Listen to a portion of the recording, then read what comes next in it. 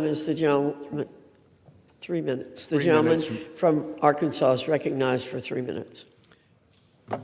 Thank you, Madam Speaker. I rise in support of the consolidated appropriations package before the House today. Passage of this legislation means that Congress will have provided full-year funding to more than 90% of the federal government.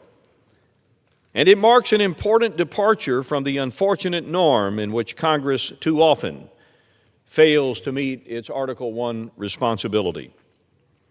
There are many highlights worth noting in this package.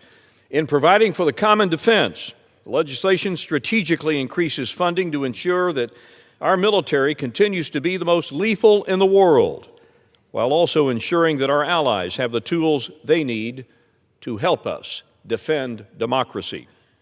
The package also makes investments in biomedical research and small business development. Together, these measures and more support a more prosperous America.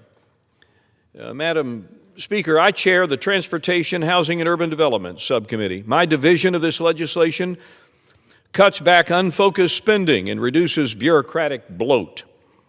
Before I get into specifics, let me just thank my subcommittee ranking member, Jim Clyburn, for his partnership. He's been a great friend, and he's been an invaluable asset and partner through this process, and I appreciate his dedication to crafting this division of the bill and advancing the entire package.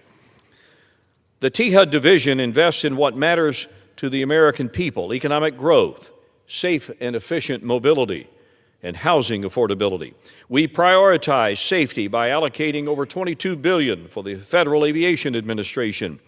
These dollars will fully fund air traffic control operations and enable the hiring of 2,500 new controllers. It'll jumpstart the modernization of outdated facilities and equipment, strengthening the safety and reliability of our national airspace system.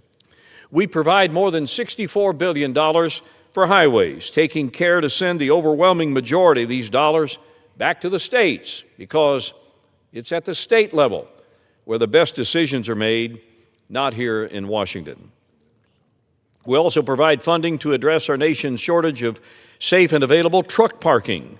America's truckers work tirelessly to keep our grocery stores stocked, our packages delivered, and our supply chains moving. Ensuring they have a safe place to park between long drives is common sense, and this bill delivers on that promise. At the same time, we preserve housing assistance for the most vulnerable, such as youth aging out of our nation's foster care system, while promoting affordability through flexible, locally driven programs that allow communities to expand housing supply without the micromanagement of the federal government. It does all these things while saving millions of hard-earned American taxpayer dollars.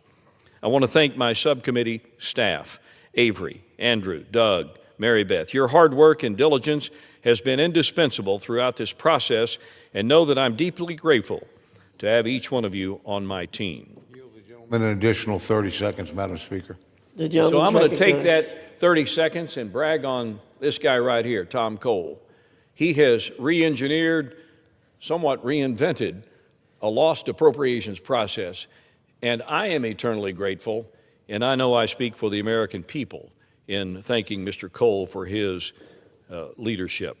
I want to thank my colleagues for this bipartisanship that's been exhibited by this package, and a yes vote today takes us one step closer to restoring the confidence that the American people should have in this Congress. And with that, Madam Speaker, I yield back the balance. The gentleman's time has expired. The gentleman from Oklahoma reserves. The gentlewoman from